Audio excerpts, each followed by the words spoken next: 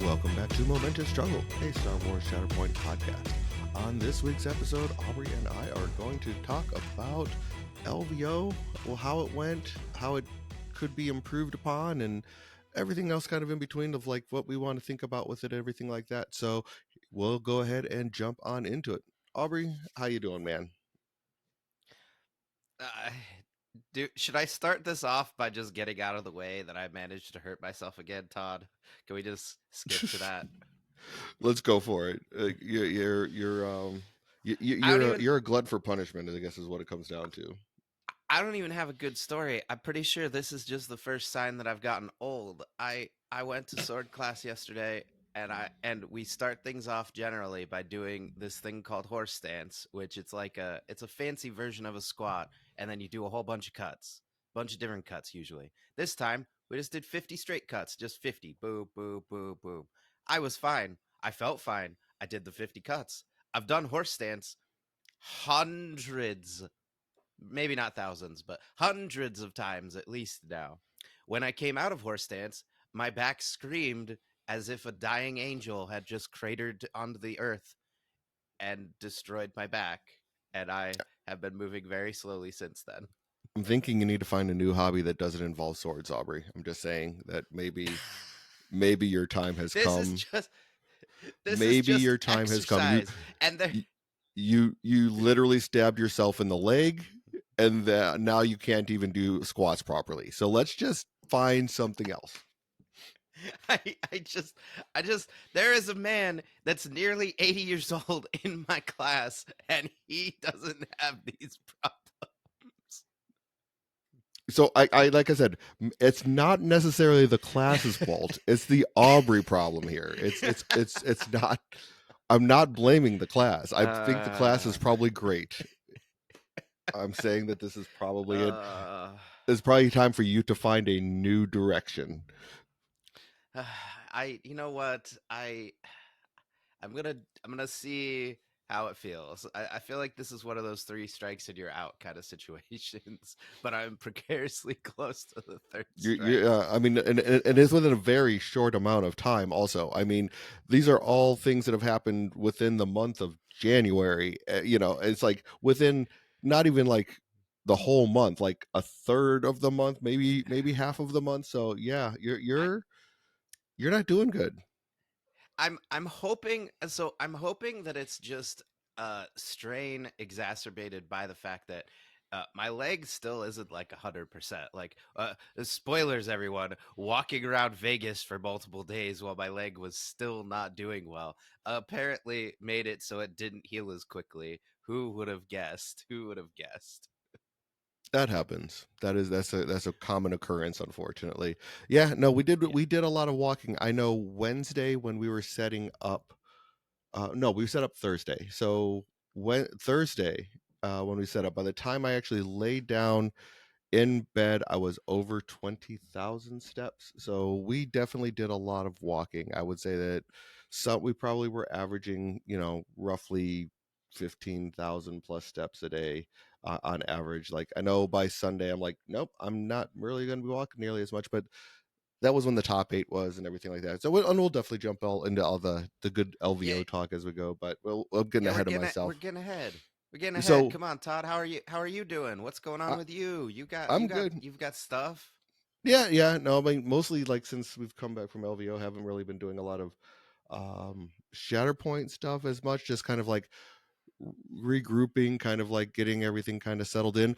Um, so that's been good. Just kind of like getting inventory of everything, kind of cleaning up from the disaster of the whirlwind that was LVO. Because behind me is just a disaster right now with all of boxes just all over the place. So that's been nice, kind of just getting that, and of course the con crud that you get in.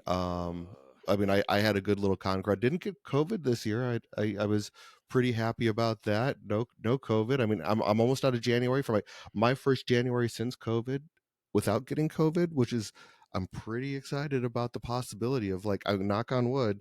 Yeah, I'm pretty excited about the possibility of actually like getting through a January for the first time without it. So, but yeah, the con crud's real. That's just you put yourself in the same room as a couple thousand nerds and everything, we're all gonna sit there and probably get a little sick. It's just a matter of that's gonna be normal. But no, I'm excited. I'm finally gonna delve into the painting project that I wanted to do for the terrain that I was working on with like it's gonna be like a gray terrain with like using the fluorescence from army paint or not army painter from pro acryl from Monument Hobbies, and kind of doing like a fluorescent accents on the fractured city terrain. So I'm really excited about playing around with that and kind of getting that one going. I was doing a test piece, working on a test piece right now just to kind of see what it all kind of turns out looking like. So yeah, I think I'm pretty excited with just getting to do some fun painting for a little bit of time, not just the stressful. Let's get ready for LVO, get as much terrain painted as possible, stressor and everything along those lines. So no, that's where I am. I mean, have you had a chance to do um, any Shatterpoint, either hobbying or anything like that for you? Just, I mean, for those of you who may be watching on YouTube, assuming this ends up on YouTube, I did actually print out the, what is this called? The remote outpost, or no, Hmm. not remote outpost, observation post. I don't know. So the a new add-on that, and for those of you just listening, I'm just holding it up to the camera. It's like a two-story observation deck. So like, there's a little garage on the first level, and then there's like construction pylons, or I don't know what you would call the. I guess it's not really construction on this one. One has a construction, like they're in the middle of building it, and this looks like the complete version where it's got stanchions holding up another half circle platform. It's really cool, but on the bamboo lab, like the roofs took about the usual amount of time, about an hour. But this monstrosity with the struts and Mm. the actual garage took almost 6 hours to print. So I don't know how many, like I might print a few of these just cuz they look really cool, and like again, if you're doing this for your own individual table, these things are awesome. I definitely, again, not a sponsor of the podcast. I just think Imperial Terrain makes really cool stuff for Shatterpoint. But I don't know if I'm getting 30 tables of these cuz No. that's a lot. That's a lot. Although it's really cool cuz it has a bridge that connects the. Here, I could put it down so I'm stop waffling in front of the mic. It's got a cool like I know the three other people who care about this are going to be invested, but the biggest problem with like Fractured City versus Generator Room is that you don't really have a good gantry to connect them. But Hmm. now, if nothing else, even if you don't like this big observation platform, although I don't know why you wouldn't want at least one, I think they're cool. Um, it has a bridge that has a circle to a straight connector, and I've already printed out like three or four of those. They're sitting too far away, or I'd grab one. And so now you could actually combine like Fractured City and Generator Room, and like create a different theme table without having to necessarily go out and like buy a ton of STL files. This is like an $8 add-on piece you can get through Imperial Terrain, and I think it does a good job of bridging at the very least the Generator Room and the Fractured City. So like, if you wanted to do some kind of different theme, I don't know what that would look like, but I think we'll it'd be we'll, we'll cool, like if figure you it had out. like a. I think that'd be kind of cool, even if you were just to add in like one generator, like one of those generator room towers into like a fractured city, or you were add in like maybe one or two fractured city tables into a generator room, just to kind of break it up a little bit, because I think the generator rooms, they are great, but I would say that they were missing something, like the ones that we had. I think there's something to expand upon with those, going into like the terrain and everything. Like, I think the generator rooms were good. There is a key piece of that with like you're trying to, with your placement of the towers themselves, you want to make sure that those are in places so you have different heights for all of your different objectives and everything along those lines. But I think there's you probably need to we probably need to add on a little bit more of a maybe scatter terrain to that, or even having like some of those like fractured city buildings would definitely help to like kind of expand the playability and the challenges of the tables and everything along those lines. So um, but yeah, I mean, I guess this is kind of a good segue into like kind of maybe just jumping into like our LVO and like what that looked like. I mean, we drove up on Wednesday, just to kind of get there the night before so that we could be ready to start setting up and get as early as a start as possible to setting up for LVO, and everything along those lines, which really didn't happen simply because there was like a lot No. going on. So I mean, at this at the same time, I still think driving in the day before was probably better instead of driving all day, getting there, and then rushing to set up. So I definitely won't change that. But Wednesday night was great because I mean we went over it, and Omnis has a place that he was staying at, kind of a little on the other side of the strip of the Rio, but only like a mile and a half, maybe like less than 2 miles away from the Rio. So we just drove over to his place and set up. And I know you and him actually played a game of Shatterpoint that he recorded. I don't know if it'll make it up on his YouTube channel because it probably is farther down in the queue from all of the other games that were played. But yeah, I mean, how did you have fun like sitting there like kind of getting a game in with Omnis? Because this is like your first time actually meeting Omnis face to face too. Oh no, we are officially by the end of the weekend. We are now the Ultra Bros. We got this. We got this. So that was the start. That was super fun. I have to say, I am happy that I am continuing my trend of making everyone take longer than they think they're going to in a game. because because now admittedly there may have been some beers involved, but our game was the longest Omnis has ever experienced, and it was actually, it was super weird. It was not what you thought it was. So we were playing on shifting priorities, and I actually got a pretty early advantage. I'm not going to go into detail of the games because Omnis has said we're going to do commentary over it once he's done with all the other more important videos that everybody actually wants to see, not his pickup game with the Momentous Panda. But I got an early advantage, won the first struggle, and then struggles 2 and 3 were like I kind of want to rewatch this because as the evening went on, this was a masterclass in Omnis pulling the game back to him inch by bloody inch because it like it was a very long struggle too, which was weird for shifting priorities. And then the fact that the flop on struggle 3, I mean, yes, it did favor him, but I promise you, when this game goes up, you're gonna want to watch it because he clawed his way to victory and won struggles 2 and 3, and it was not.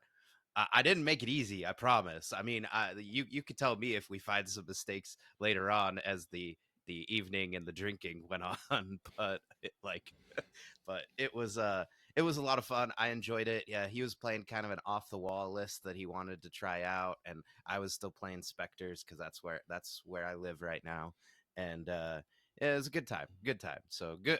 Hey, I officially, as of Wednesday night, I had played more games of Shatterpoint than I did at Adepticon. So yes. That is true. That is true. Yeah, no, I mean it was you guys did have a long game. There was enough time, like you guys played for probably like 45 minutes. Then Lexa and Izzy and I were like, well, we're hungry. And we had enough time to walk across to Miracle Mile to the Sabaros there and then order two pizzas, which they had to make because they weren't ready. So we sat there while they made the pizzas and then walked back with them. And like, so there was enough time for like all of that to happen, which, it's granted is right across the street, but right across the street in Vegas is can sometimes be a mile away, but it wasn't that far. But yeah, we were able to sit there and I mean make a trip just to get food, like and everything along those lines. Well, and you guys were still playing by the time we got back. I mean, it still was like another half hour or something. So yeah, you guys had a marathon of a game for sure. Oh yeah, oh yeah, and looked out for payday shenanigans later on in there. There's my only spoiler for you. There was a little bit of payday action. Reminder: read your cards. Read your cards. Not my payday. Not my payday. Oh yeah, that's right. Yeah, that is true. I remember seeing that. So yeah, no, it was a good time. So looking into like Thursday with the setup and everything along those lines. That's when we started like getting there, unloading our boxes, unloading the terrain, helping out with Tyson and all of his stuff because Tyson brought all the MCP stuff. He had the what's now known as the Camino table for the Shatterpoint side. And then he also brings all of his War Machine Warcaster stuff as well. So he had like a U-Haul full of boxes of terrain and everything else that he brings down with for the tournaments and everything. So he brought all of that down. So we kind of helped unload all of that stuff, and then started kind of doing our own thing, getting our tables set up, kind of figuring out, getting the lay of where we wanted to put what and how we wanted to set everything up, and that went well. A shout out to Matt Damio Matt from Rogue Support, as well as Matt Booker. The two of them kind of walked over a little ways in and helped us kind of like finish up setting up the tables and kind of giving them a once over, because it's always good to have someone else take another look at the tables before they're finalized and everything like that. So it was nice to have them come over and kind of help us get that final push to getting the table set up and everything along those lines. So that was cool. I mean, it was, as far as like the setup day, I mean, yeah, it was, me, I'm up at like 6 o'clock in the morning, raring to go, and then we're sitting around for like 4 hours, like, and I'm just like chomping at the bit. All right, let's go, let's get to work, let's go. So I'm sure I was driving you crazy by like an hour after I wake up. It was like, Todd, go back to sleep, shut the hell up, leave me alone, I'm tired. I'm still tired thinking about it. You are like a little bundle of energy in the morning, and I famously, I like we record in the morning because this is the best time for both of us to actually show up at the same time. This is actually not me at my full power ever, dear listeners. I am like at 50%, and I'm trying to bring as much energy and enthusiasm as I can. It takes me like 2 hours to wake up. Like, it doesn't matter what time of day I wake up. If I wake up at 11, I'm not waking up for 2 hours. Wake up at 6, I'm not waking up for 2 hours. Like, there's a 2 hour loading pattern where my brain goes, all right, are you ready yet? No, no. Are you ready? No. I just autopilot. I worry about the people I have to drive on the road with, because I have to brute force some coffee into my system to make sure I'm safe driving to I'm glad for you that you never joined the military, because you would have struggled with those wake ups, man. You would have just been, that would have been miserable for work. you. But yeah. Oh yeah, no. I don't know if I would have had it in me. I don't know. I mean, I guess I probably was better when I was 18. This is 20 years later. Maybe 18-year-old me would have just rolled with it, but I don't know. It's too many years working as a janitor. I used to work till like 1, 2 in the morning, then drive from Reno back to Fernley, and then you don't. Well, I don't fall asleep right away, so then it's like 3, 4 in the morning before. Like, I got stuck in that pattern. Like, I've now worked as a librarian longer than I've worked as a janitor, and that pattern is still burned into my skull, I guess. I don't know. I don't I don't know. know what to tell you. I don't know what to tell you. But yeah, I mean, so overall, I mean, that way it went well. I mean, the con itself actually opened up on Thursday. As always, the lines to get to get your registration are like, I don't think Aubrey really believed the stories Oh. until he actually walked the lines and saw how bad they were. But I mean, it is what it is. That was pretty typical. It was a little bit longer, I think, this year than last year. But yeah, you definitely, if this was your first LVO, kind of standing in that line, you're just like, wow, what is going on? It was, I think I might have posted a picture or two on the Facebook in regards to like that. I know Izzy, as he was walking with us, took some videos of the lines and everything. But yeah, they're intense. It's a long line. No, I'm pretty sure that line is longer than the one at Adepticon, and that's Well, insane. adapted, I mean, yeah. I guess Adepticon, you can like get your stuff like sent to you, so I guess Mhm. that's why part of why it's not as bad. But and don't get me wrong, that's not me going, oh, LVO is like so much bigger. No, Adepticon is way bigger, but the line here was intense. Like, Yeah. that was, oh, I am really glad we were on the side where we're just like showing our TO badge and walking through, because that first day, whoo, I would have just slept in, forget it. I don't even care. Like, Well, nope, yeah, not doing you could that. show up the next day. The biggest thing is making sure you're getting down there early enough to get your badge so that you can get to the events on time. I mean, and that's the biggest thing, is like, okay, can you wake up and make sure that you can get through it? I mean, and then on top of it, the elevator is down. Like, everybody in the like in the Rio is like going to the convention or down to, LVO at the same time. So you're hoping that you can find an elevator to get you down to the bottom floor. So yeah, it was a good time. Those elevators are crazy, the lines are crazy, but it is what it is. So that but yeah, that was but and then what Thursday we ended up finishing up just going to the little food court area, having some drinks and eating some food and just kind of hanging out with like Matt Booker, Damio Matt, and then Omnis. Uh, who else showed up? I think there's. I know I'm forgetting somebody. I think was Izzy there with us. I'm almost positive he was too. But there was, all of us kind of. There was a bunch of us that showed up and just kind of hung out and had some drinks and Did, oh, that's terrible. There was one other. Wait, yeah. was that when Mike Well, from Colorado joined us, no, or not he was didn't. that the next That night? was probably the next night. But yeah, no, I That know was the next night. Matt's Yeah. Matt's Matt's wonderful wife, Matt Booker's wonderful wife, was there with him, and she actually came over and joined us. That was, I think, the first time I met her. So that was really cool to actually Same. meet the better half of the Booker family. So yeah, no, it was cool. We had a good time there, and then of course Thursday is really when it kind of, or Friday was when it really kind of kicked off. We had a casual of sorts event with the frenemies event, which I'm going to go on record right now that if we do go back to LVO, I'm never running a frenemies event ever again. That was it. No. The No. event itself ran fairly smooth. I don't think there was a problem with the frenemies event in general, but I think when it comes to the Shatterpoint community, especially when you're going to an event like this, everyone's going to try and min max everything, and that was kind of the case with a lot of people like trying to find the angles you know with using Lando or some of those other ones where they can min max the crud out of it as best as possible. So there was a lot of that going on. So um, I don't think Shatterpoint, the state that it's in and probably the state that it's going forward, is made for frenemies going forward. Yeah, so here's my thing. Here's my thing about frenemies. I think it's fun. I think it's a good idea, but the amount of clarification that we had to perform to make sure that the event was fun and not overly competitive was more than I would like to ever do again for the rest of my life.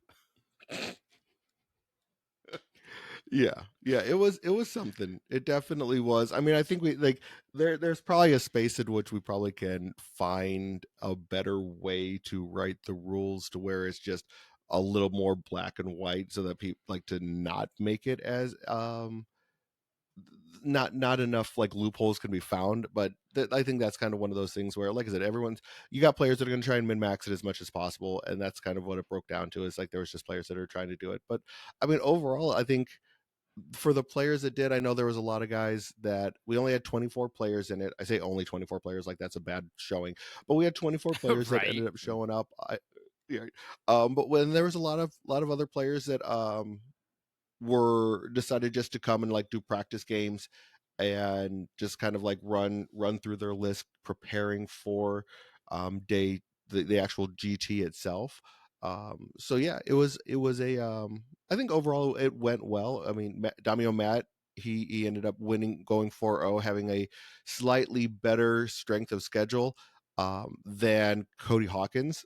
So the two of them together were both our undefeated players, and then Blake from Colorado, Blakeinator, or I mean, and he's going to be kind of a name that I think people were not expecting to see, just because they're not familiar with a lot of the Colorado players. But he came in third with another strong showing there. So, I mean, and he had a great, like I'll say, he had a great weekend over the course of the entire weekend of play. And same with Matt too. I mean, there was just a lot of high level good play that ended up coming out of the entire weekend, as far as I'm concerned. Oh yeah, no, absolutely. This was just a preview of what you're going to see in the GT, but also, I mean, all the other tables that we had out, they were uh they were practicing pretty hard. I was like, I mean, I saw probably a lot of players playing like 2 or 3 games, and I was Hmm. like, okay guys, don't wear yourself out before the big day tomorrow. So, Right. Be careful. Be careful. And I think most of the guys were pretty prepared for that. I think they were anticipating. I mean, because if you think about it, I mean, the people that were playing in the Frenemies event, yeah, it was a unrated casual event, so to speak, but there was still 4 rounds of play there. I mean, so they still were getting a lot of taxing thought that goes into it. I mean, you don't go undefeated in any game, or or not even undefeated, but you just don't play 4 games of competitive Shatterpoint and not be exhausted from it and have the brain drain going on. So, but yeah, it was overall that was a good day. I mean, I think we had a good time. I mean, I think this what led into the Aubrey after hours with Omnis? I don't no, because that was sat after the GT. This was, I think, everyone kind of just like we went back, had lunch, had dinner again, and kind of like made it an easy early night. I think was that one because No, no, no, no. This was the after hours with Omnis. It was this night. was it It was before was the this night? it was before the GT because I'm that smart. No, that makes sense. Yeah, because I Yeah, was no, I Todd. Do you think I would have I would have made the right choice? Come on, come on. probably All not right, all probably right. not Todd doesn't remember, so we have to tell the story. Okay, so this is what happened. After this event, we went back over to the food court, had a few drinks, having dinner. Everything's going fine. You went back up to the room early because you were pretty beat after the first day, and then Talia and I went over to say hi because Omnis and Mountain Mike from Colorado were over at one of the other bars. We went over to say hi, and then instead of leaving, I took the offering of a free drink, and that was exactly one too many drinks for our for the friend little Aubrey. panda. So yeah, the little panda. I mean, it did lead to some hilarious pictures that you can see in the Discord. Yep. Like I'm not complaining about the result, but yeah, I woke up the next day and went, all right, it's gonna be like a 13-hour day. Let's chug some water and get some multivitamins in us, and hope we're not praying to the porcelain goddess when the time comes. Yeah, because I think that was the day that I ended up getting the picture of you actually praying on your yoga mat too, like on the following on Saturday, because you were just kind of That spent was at that a point. You know what? That was just smart. I now recommend this is my new con thing. Do some yoga on the con floor if say you are a TO and you're stuck there for 13 hours. Like you need to do some stretching, you need to do some jumping jacks, go look at the sky. When I finally went out on what was it? I think Sunday was the first day that I saw the sky again. Like remember it's Vegas. You need to look at the sky ever so often. Those casinos are designed to make you forget about reality. Yes, yeah, definitely need to get out and get some fresh air from time to time. So there was definitely a lot of that going on, and then but basically, like, yeah. So Saturday comes around, and this, I like. The first thing I'll say is we did 5 rounds of Swiss in one day. Um, I don't see us doing that again. Like I said, if we go back to Oh LVO, no, yeah, if no. if we decide to go back to LVO Ooh. and do this again, I don't see us being the ones that, like, I don't see us running a 5 round day. It's too much on the players. Um as a TO, yes, I was tired, but it wasn't horrible, but I don't think I think by the time you get to that 5th round, people are kind of just smoked, and um I don't think that was probably the best way to go.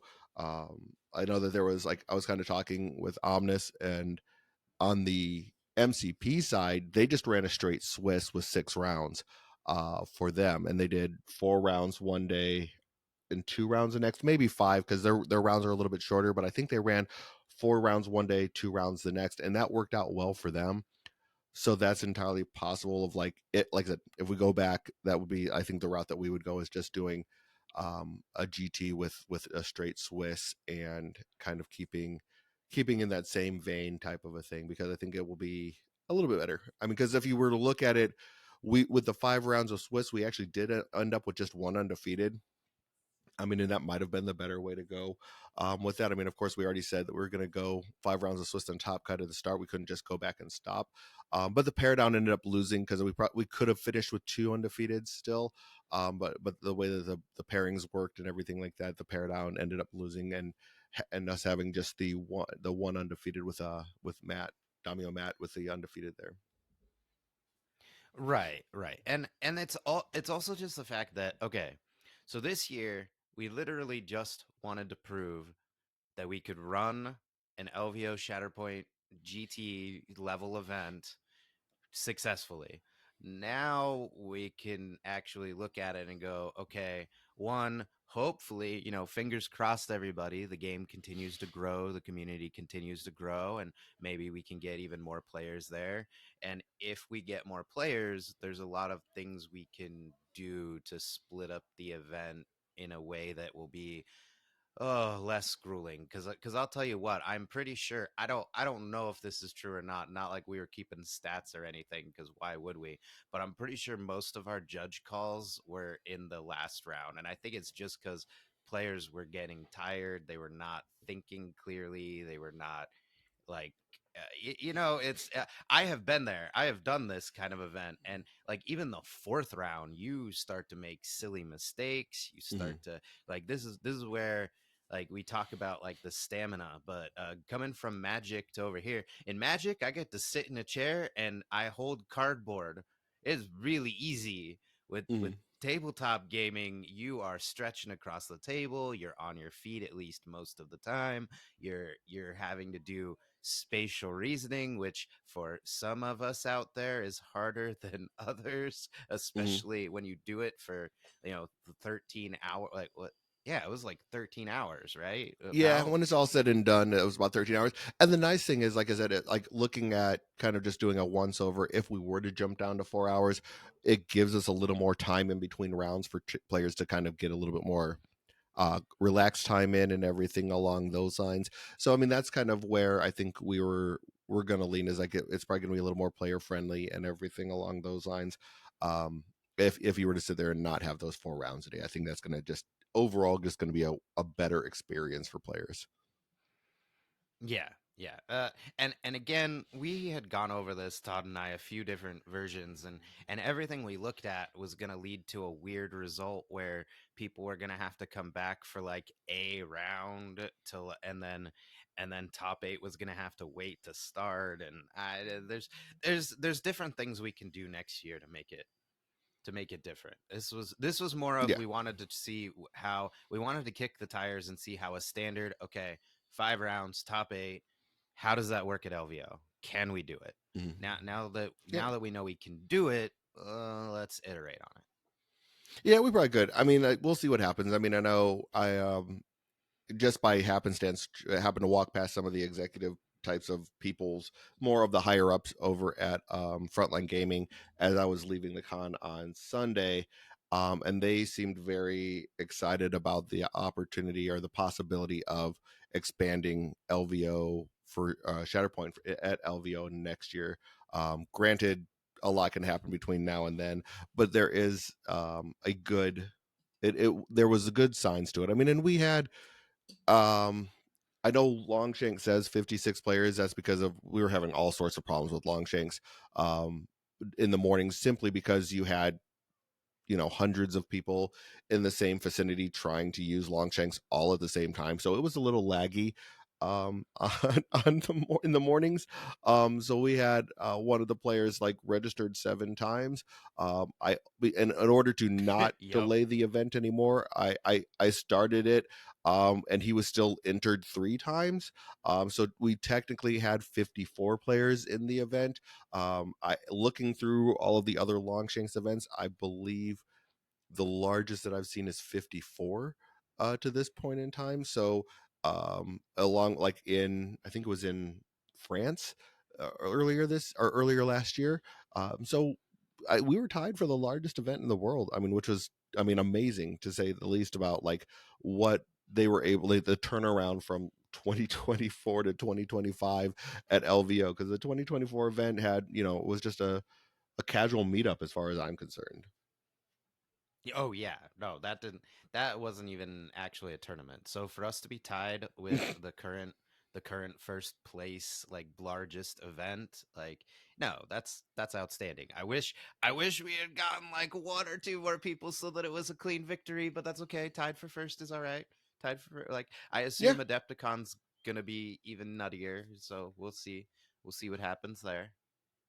I would assume so. I mean, but Adepticon, is pretty crazy. I mean, I know it there, and theirs is a little different because they have like the heats for the world championships. They're not going to have like technically a GT. The world champion, I don't think the world championships is a DT GT. It might be, but that's like they're doing that in heats, and everything along those lines. So it's definitely going to be a larger event than LVO in a sense, but pretty close. I mean, but then I mean, also look at like CanCon over in Australia, they had 47 players. Like they gave like Red Mando too. Like he had a good run there almost. He tried to get him there. Well, and when you think about, we're talking about, I mean, Las Vegas, in theory, it would at least attract a lot of the North American players. I mean, maybe not Hmm. everyone from the East Coast, because I get it. East Coast, you just turn around and you could probably find an event. But Hmm.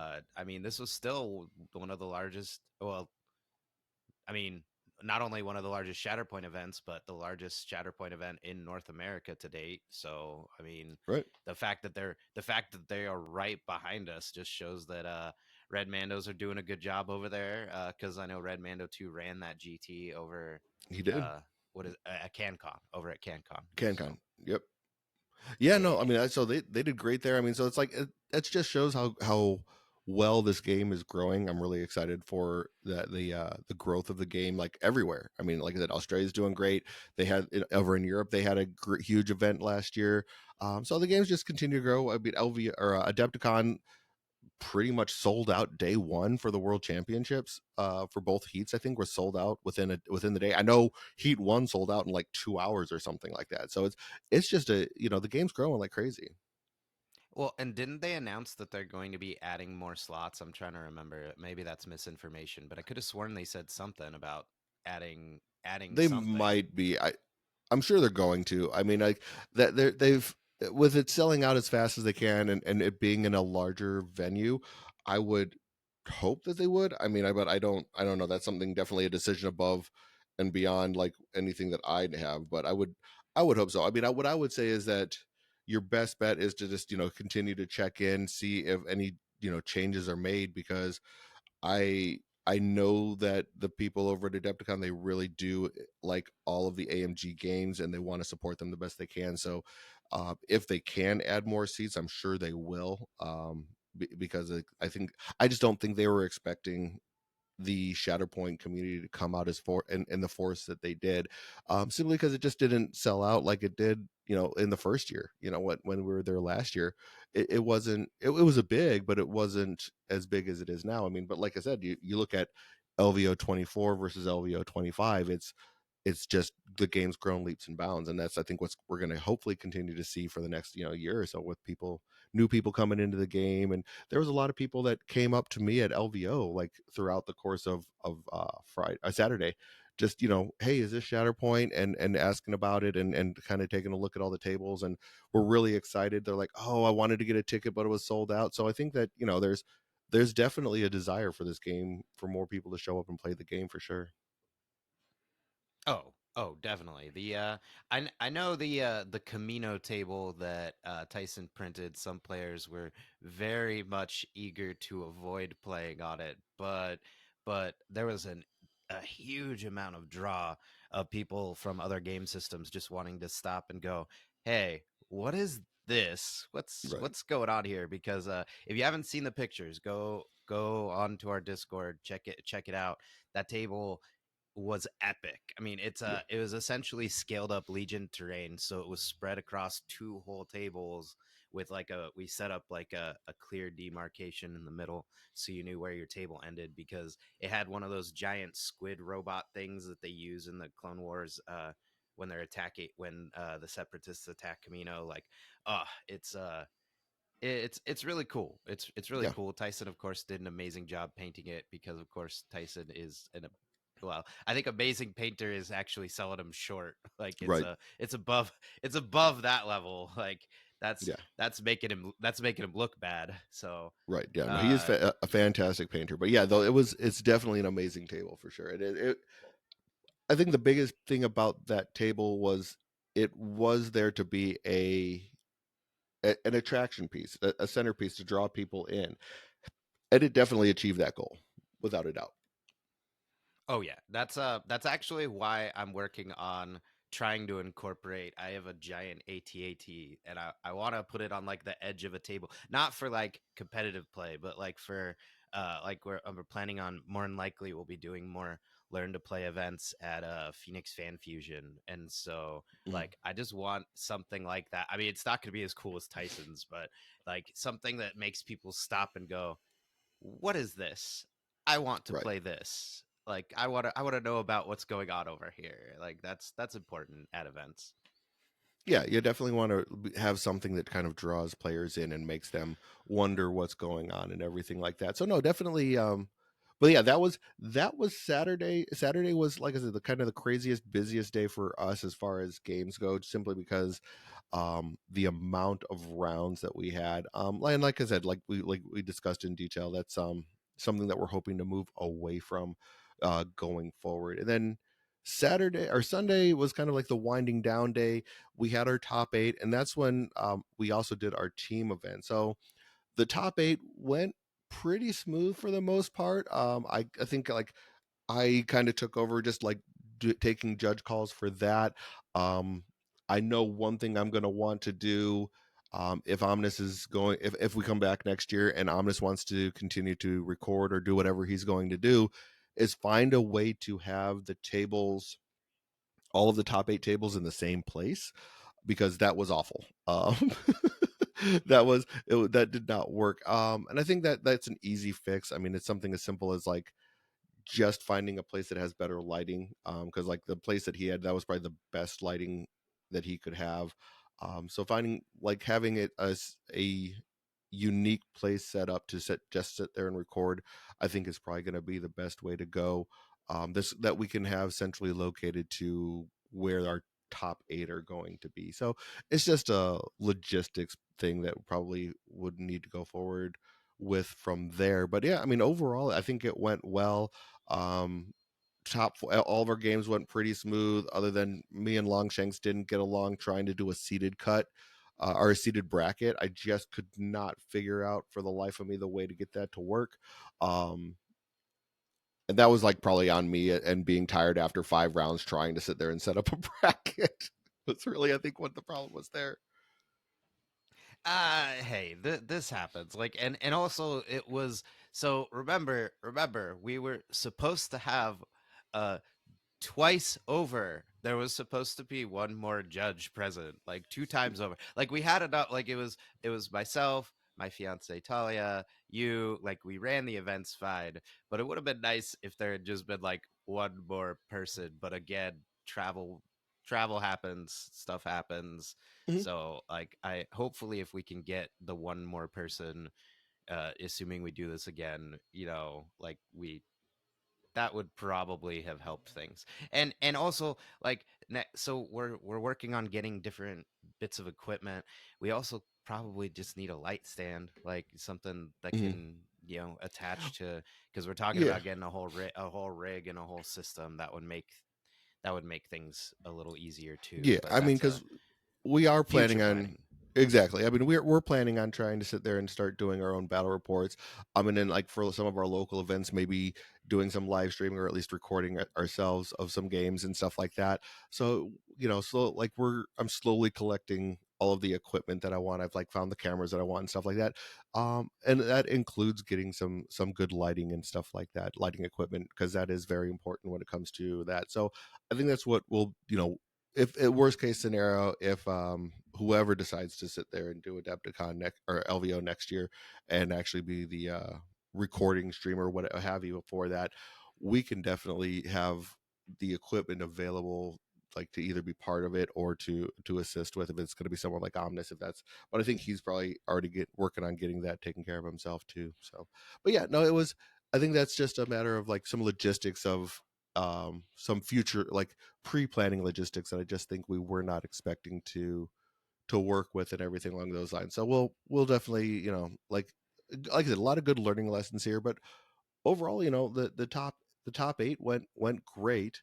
The games were amazing, like really good high level games with Kenny and Scott from Zion's Finest. Blake was amazing. He's continues to be such a great player.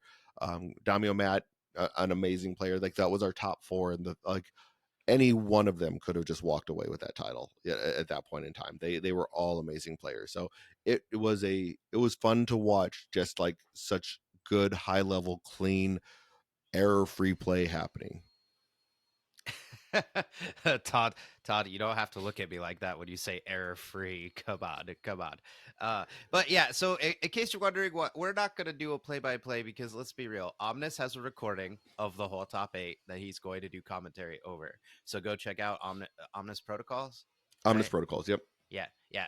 The go check out his YouTube channel. He's already got some of the videos up and going. I don't remember exactly everything, but he's working on that. And then also, we're not gonna steal the thunder from the Zi-Fi guys. Zion's Finest had what, three players in the top eight, if I'm not mistaken. Let me, because I started looking at the top cut, so I went away from the thing where it Yeah, tells me. because Jay Uh, Chavez Atlas, yeah, he ended up making top eight.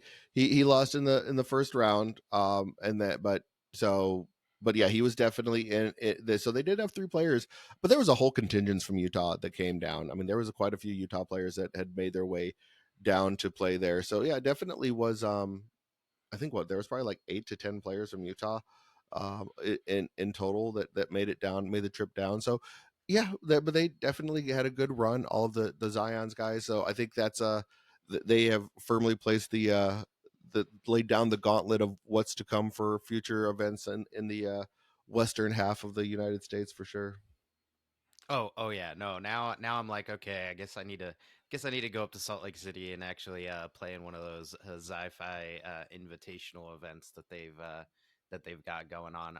But again, like if you haven't heard of Zion's Finest, go check them out. Great podcast. I assume they are going to have a very detailed tournament report on LVO, especially given these results, right? Yeah, I mean, without a doubt. like it's pretty awesome. They two awesome players, Scott and Kenny, duking it out there in the finals. Like it was I would say more about it, but I was busy running the team event, and then after a certain point the after party needed a gopher to go with an actual vehicle as opposed to a U-Haul to go pick up snacks and drinks and things for that. So I was helping Tyson and company with that, and then so Talia was actually finished off the team event. So Mhm. I was a little busy. So like it was funny. I didn't even know who had won top eight. I was running around so Yeah, much that I had to be like, hey, wait, what happened? Like I'm right, here, but I'm not here. And then of right. course we had to start doing the breaking down. Like just telling you, sorry everybody, the top eight's cool at all. My experience was doing logistics and behind the scenes stuff, and also making sure the team event ran okay. And like we're breaking down tables, and like let's see, Drew and Dan, I think that, and like I think a couple other people were helping out with breakdown. So thank you Yeah, guys, because I was starting to feel the stress that morning, because I was like, oh man, are we gonna get everything broken down in time? And then also like this thing's going on with the after party. We want to make sure that happens, because they were stressed out about that. And so at one point, Dad had to be like, all right, just it's okay, just chill. We right. got this. We're gonna Yeah, get it no, I done. And mean, I'm like, okay. I think everything went pretty smooth for the most part. I mean, yeah, we had, and the team event was great. We had again, we had like multiple entries and stuff like that. Like I couldn't for the life of me delete the other teams. I tried to, but yeah, we had a total of what at the end was 12 teams that played in the team event.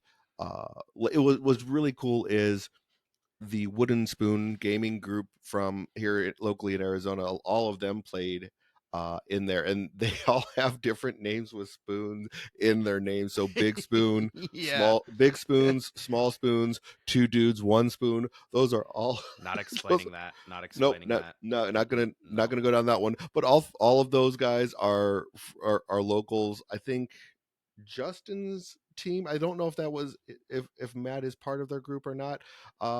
But yeah, we were able to sit there and also help people find teammates to play together as well. Like if they wanted to play in the team event, so some new people getting to join up with other people and play games together that might not have played. So it was a fun way to close out the weekend, having the team event that we had. And our locals, the Big Spoons guys, ended up going 3-0 and taking that down and getting a couple of different taking the medals down for that event, which was really neat. But I think one of the things, like looking back at like how all the awards went and everything like that, I would definitely want to do a more formal award ceremony for any events that I run in the future. We didn't have one here, just because it was like there was a lot more chaos going on and everything like that. So that was one of the things I noticed is I would much rather have like a more formal award ceremony to give all of the weekend's awards out at one time instead of doing it throughout the weekend. That way maybe like save off that Friday event or then that Saturday event and whatever we were going to do awards for those and save those just till the end of the weekend, and like that way everyone can get recognized together at one time. So definitely something that is in my mind for the end, going forward next year and everything along those lines. Yeah, and that was another thing that was like a function of we were really just one body short, like then shorter than we planned to be. Cause I know at one point I was like, Todd, don't forget to take pictures. But like I'm like running, I mean of like the awards and stuff. But I distinctly remember that because I was running from one end of the hall to the other to deal with. I don't even know what it was, but like I was running past you and I was just like, "Hey Todd, take pictures." Like, "Okay, thanks, bye." Like, Yeah. and that's like the most we talked about it. Yep. I'm like, I'm sure because you were bouncing back and forth between the two different top eight tables. Like, again, so everybody, this was tied for the largest Shatterpoint event in the world. We had one. Technically, we had two fewer bodies than we thought we were going to have because one person had to cancel kind of last minute, and then our backup for that person had traffic delays. What, I guess it's technically air traffic Air delays, traffic whatever. delays. Yeah. Whatever. So like then that happened. So like my whole point is we were supposed to have one more person. Like for example, what we didn't realize, uh oh, maybe you knew this. I didn't know this. We were also on the hook for selling the playbats. And so uh oh dear sweet Talia, so she's so good at organization and keeping track of stuff. She just took that on herself in addition to doing judge calls, started organizing like, okay, you're going to put this information here, this is how we're going to track it, here's a picture, because we couldn't obviously you can't sell playbats out from under the table of live games. So Right. we had to have people, we had to explain the process to people over and over and over, let them walk around, have them coordinate with Talia, then we had to explain how to do payment, then they had to come back later like while we're breaking down. So like that was a whole thing. So a lot of this was just the unique circumstances of the event. Like we were stretched, not, I wouldn't say not too much, but we were stretched in ways that, yeah, just would have been nice to have had that one more body to just be like, Yeah. okay, and you're in charge of top eight pictures. That's all you're doing. Go over there. Right. Yeah, it would have been nice to have an extra body, but I mean, I think we worked through it the best we could, and it definitely was it was a fun experience. I mean, like I said, there was a lot of learning that happened as far as a TO for me, running an event at least of this scale, and in a venue like this. I know running the like Smite Club is probably the closest I've done to that, and that definitely went well, but it didn't compare. Just like I said, the sheer size of the venue and of what it is. LVO's by far the second largest wargaming convention in the country. So it's definitely one of those where you're like, okay, let's you have to kind of step up your game for that one. And I think we kind of answered the call as best we could. I think when it all ultimately comes down to it at the very end, I think we we did the best that we could with what we were given, and what we had to accomplish for sure. Yeah, yeah. And I mean, just to explain just a little bit more of like logistics, like we were sandwiched in this weird L shape of four tables. Like one was on one end, then there was two together, and then there was another one, and we were just kind of squeezed in between the 40K guys and at the end of MCP, and then there was like the narrative version of 40K. Like So they we just weren't kind of 40K. So yeah, squeezed. so it was we Or were no, what, because don't Age of say 40 Sigmar, because right? so no, Age of Sigmar was on Oh, the other room. sorry. Yeah. Oh, sorry.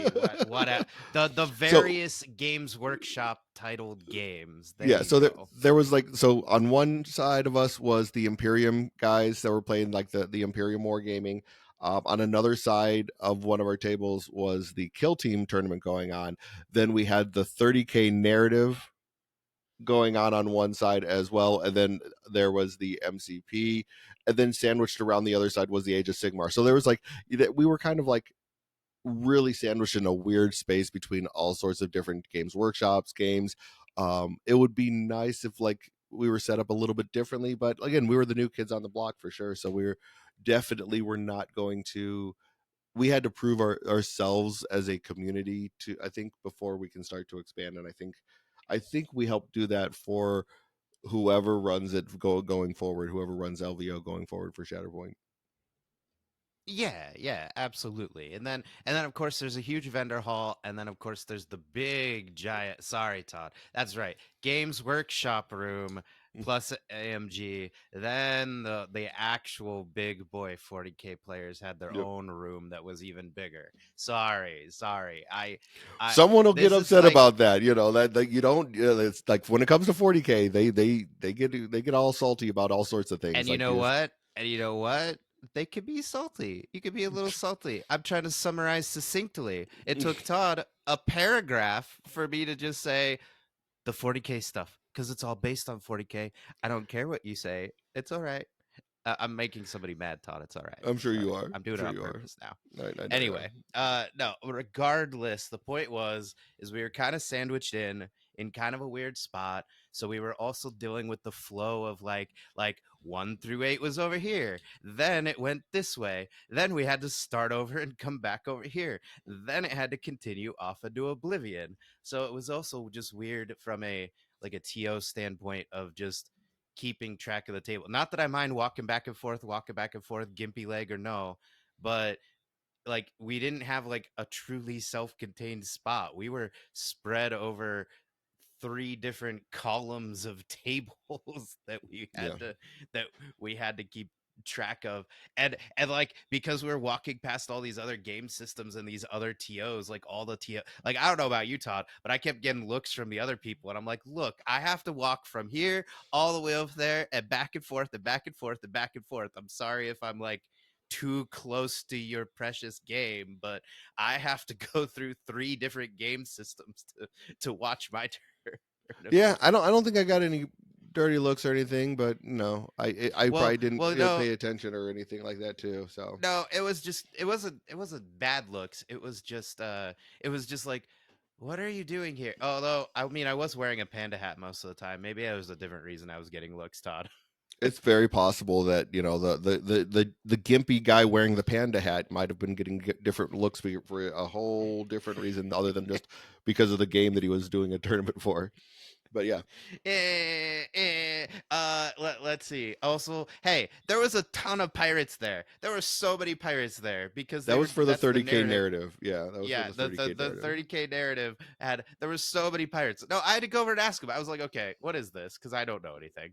Uh, and I'm like, what? Why are you all dressed as pirates? What's going on? So yeah, I figured that out. And I didn't even Todd. Did you even go in the Legion room? Because I wanted to go check out the Legion tables, and I never even made it over there. Like I I stopped in there on, I poked my head in on Thursday, and saw some of the tables over there. But like, there's some locals here that I know that went up to play, so I wanted to definitely like at least give them a shout out. And I saw they they both, I believe, stopped by to say hi and check out Shatterpoint and stuff like that. So I think I'm gonna be doing some teaching games for them as well, which is nice. I mean, like that's one of the things is this was a good opportunity to meet more people and help grow the game a little bit more.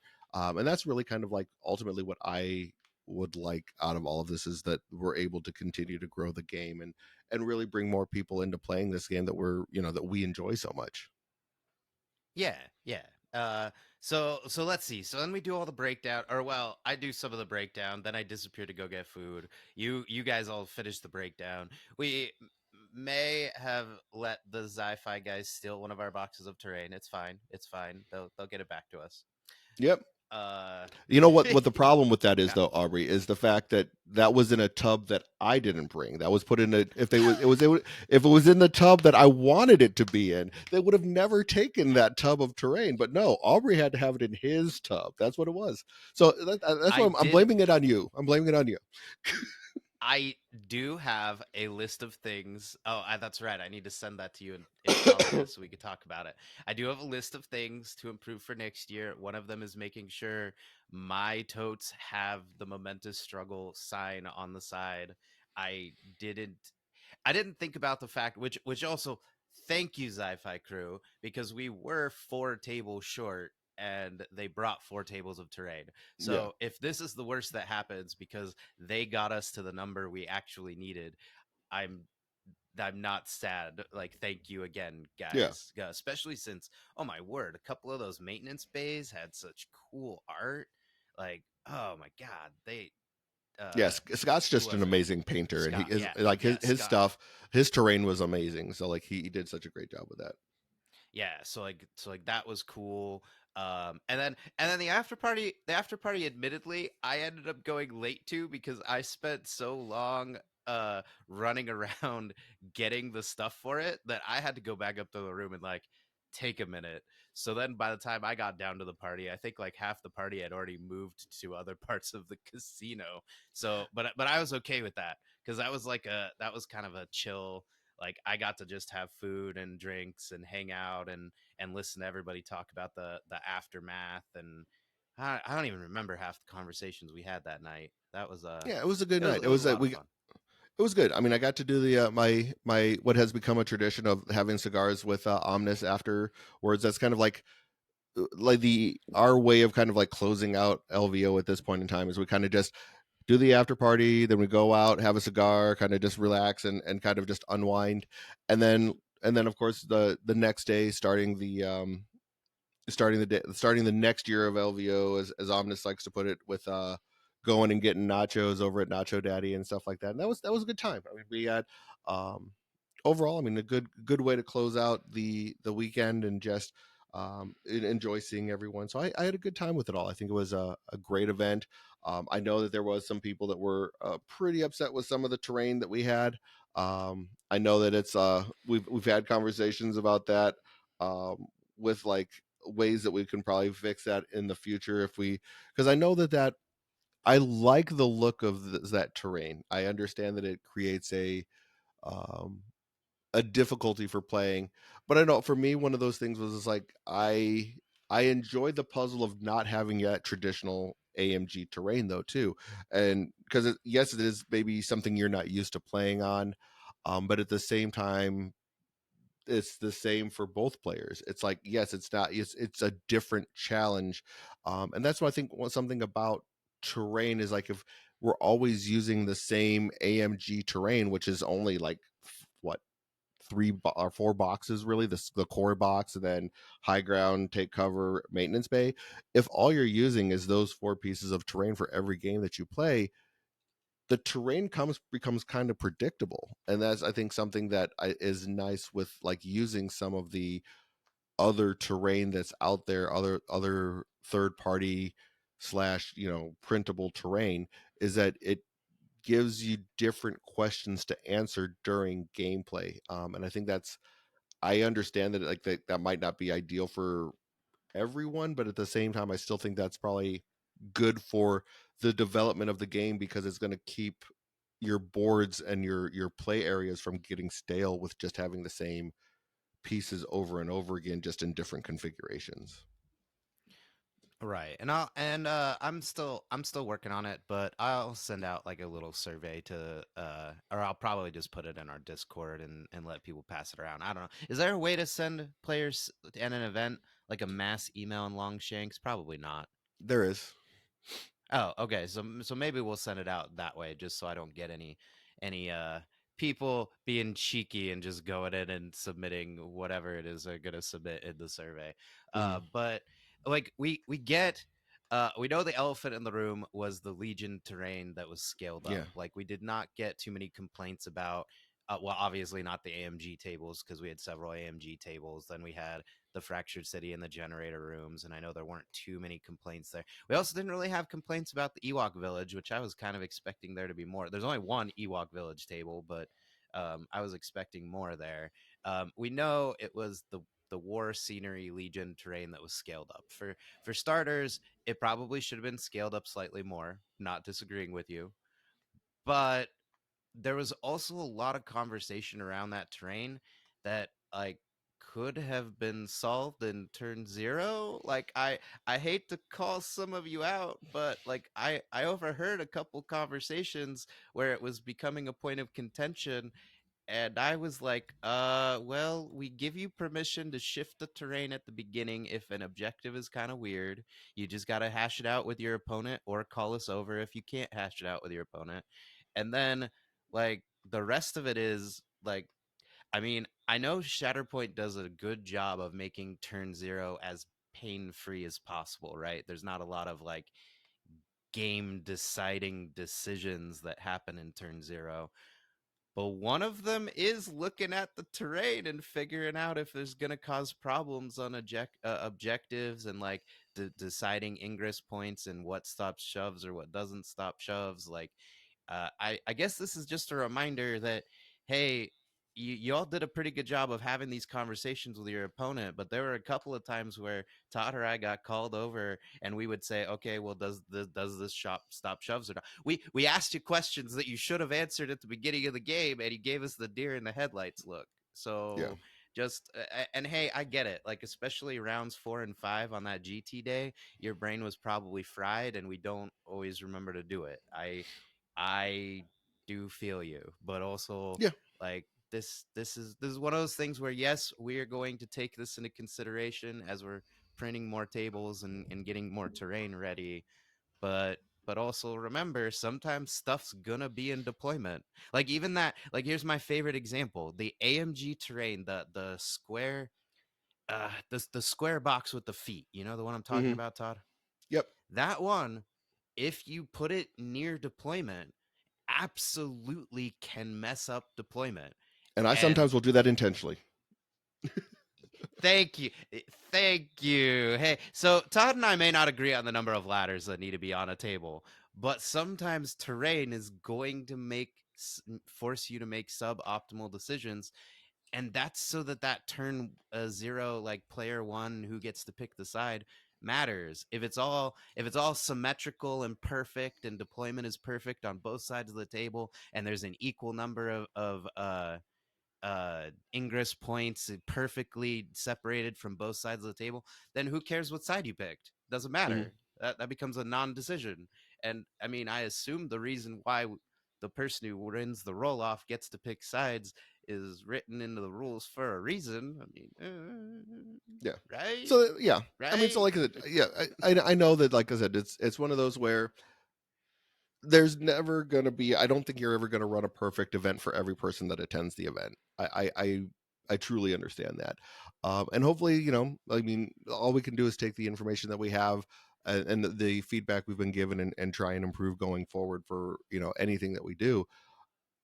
I don't know if like we will always sit there and improve in a way that people are going to want us to improve, depending on what happens. I mean, I do my best to try and run events the best I can. I mean, that's what I like to do, even locally. I mean, want to run clean events that all the players that go to them like to run or like to attend. But I also know that not everyone's going to be happy with it, and sometimes I mean I just accept that too. So I mean we'll definitely work to improve on where in areas that we want we feel need to be improved upon, but it might not always be exactly what every player is looking forward to. Yeah, and like for example, I know full well I didn't print enough scatter for those generator rooms. That's because I kept having a 3D printer break every 5 minutes, and so I was just trying to get the actual primary structures of the tables done. But I Mhm. also knew we had a ton of extra like too much scatter on some of the other tables, so I knew I was going to be able to steal from them. Mhm. And then just and here's just another comment I'm trying to get ahead of. I know some people were like, "Oh, there was too much terrain on the tables." I will remind you that the rules say, like, I know if you're just used to playing with like a core set and a high ground and that's it, our tables might have felt busy. But like, if you look at the Adepticon tables, they had a maintenance bay and a high ground pack and a what like I think they had like one of Okay. each. It felt like they had Yeah. like a core set and a maintenance bay and a high ground and maybe some of the take cover. Like the Mhm. rules say the table is supposed to be like what 2/3, I think is the number. Like it says the table is supposed to be 2/3 covered in terrain. So like I'm sorry if it felt busy to you, but maybe you need to put a few more buildings on your table because it's not all like let's put one bridge in the middle and then we're gonna fight on the ground the rest of the way. The rules say we're supposed to have multiple elevations, different ingress points, like Yeah, just we just try and saying, guys. we try Just and yeah, the terrain is actually part of the game in this. It's not like like especially if you come from like Marvel Crisis Protocol, like those tables, the terrain is there is meant to be thrown, and you're meant to have a pretty empty table by the time it's all said and done. Where this is like the terrain is an active part of the game. So like I said, I mean that was probably the biggest point of contention I think for the event, but um, and that's something that like I said, you and I will probably be discussing as we go forward to like ways to improve, and I've already started having conversations with Tyson and stuff like that about it, and see what direction we ultimately want to go and everything like that. So we'll see what happens as we move forward. But I mean, like I said, overall, I think it was a great weekend. It was a great event. I was very happy to meet a lot of the people that we met, um, like a lot of new friends, a lot of new people that are just like, part of the community. I think one of my favorites was definitely meeting Mountain Mike from Colorado. He was quite the character. He's a really awesome dude, and I was really excited to like that we were able to meet him and actually kind of like he's part of our Discord now. So it's really cool to sit there and just have him as part of our local community now.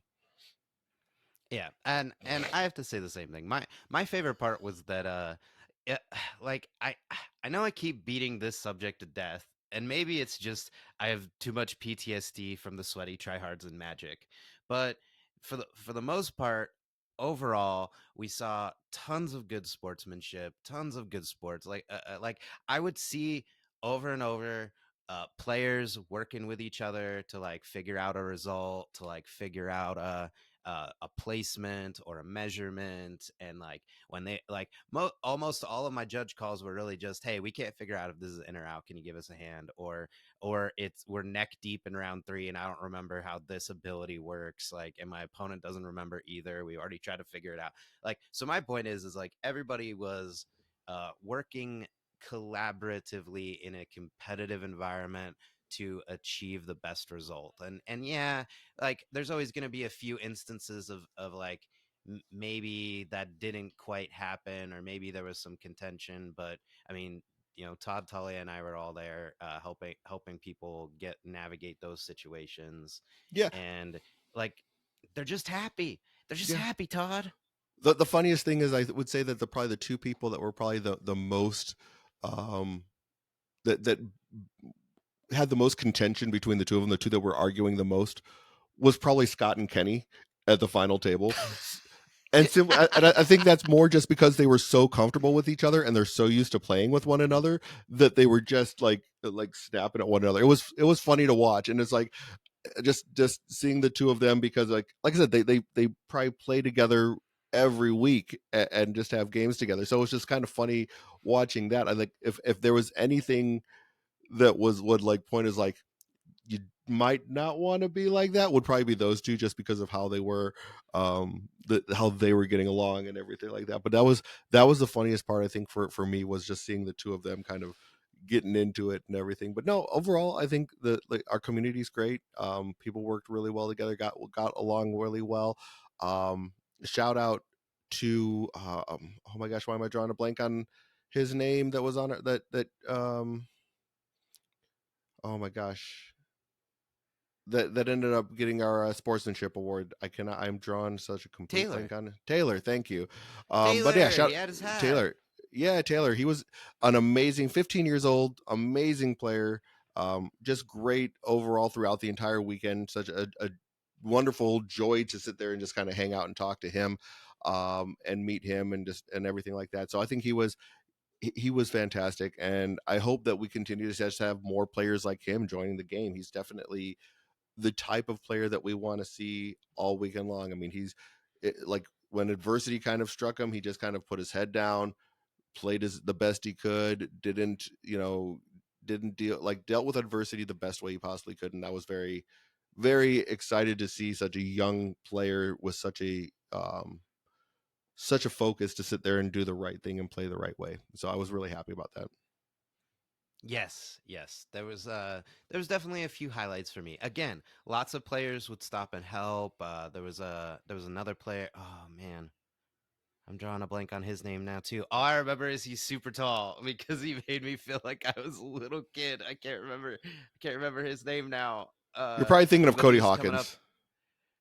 No, no, no, no. I remember Cody. No, there was another guy. I'm sorry, I can't remember your name. Anyway, black hair, kind of long and a little bit curly.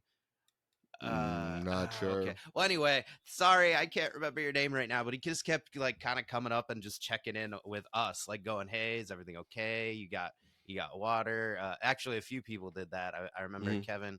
Didn't Kevin go on a water run? Like a few different Yeah. players like went on a water run for us to like make sure we were still going through the long days. So apologies if I can't remember everyone, but I remember that I had lots of help from the players in the event. So thank you for making it enjoyable for Oh, I us think you're as thinking of TOs. Brady. You're probably thinking of Brady. Probably. I mean, Yeah. I'm sorry. I'm bad at name. Let's see. Outrider Dan. That's his Discord. How many times did I forget Dan's name at the You didn't event? even. Only like I loved that you did not even yeah. recognize him as he walks up and like, hey, and I'm like, hey, Dan, and you're like, and he's like, hi, Aubrey, and like, dude didn't even recognize him, and he's been on a I'm sorry. podcast with us. I'm like, you I'm stared at him on a sorry. podcast on a computer screen for an hour and didn't recognize him. That was hilarious. Listen, the ADHD baby in my brain doesn't actually recognize people until I've seen them physically in person, and even then it's still like a 60% chance that I will then remember. So you're saying if you saw So Mark Hamill, you wouldn't recognize him? that's different. I basically grew up with that guy for like my whole childhood. That's hang on. That's different. And also, yeah, I might. If he's like wearing a hoodie and in a food court all incognito, yeah, I might just walk right by the guy and be like, "Oh, that's why are people staring at him?" I don't know. And then an hour later, I'll be like, "What was that?" Yes, yes, Todd. That would actually happen to me. But no, I like so again, I apologize if I'm forgetting names. It is very difficult. On my list, I might pull a thing from what was it, the 30K guys who had the name tags. They handed out name tags and made their players That write was their the names on that them. yeah, that was the Imperium guys that were to the Okay, like. yeah. Yeah, I might do that because like I was running around going, "I know you're that person. I recognize you. I know I've met you before. I don't know your name." I mean, even the rogue support guys, like I'm sorry, they all have very distinctive voices, and I will be listening to the podcast and I will still have to stop and go, "Wait. Who said that? Was it Accuser? No, was it Dizzard?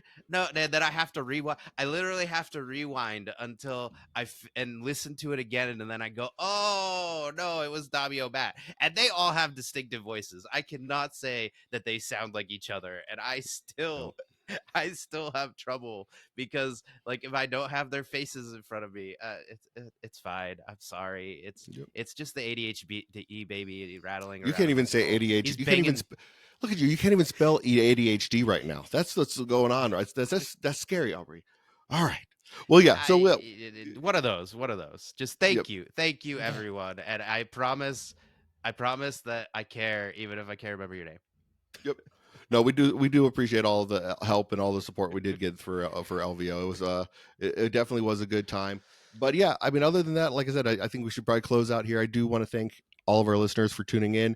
If you want to support the channel, by all means, you can definitely do so by becoming a patron. The link to Patreon will be in the description below.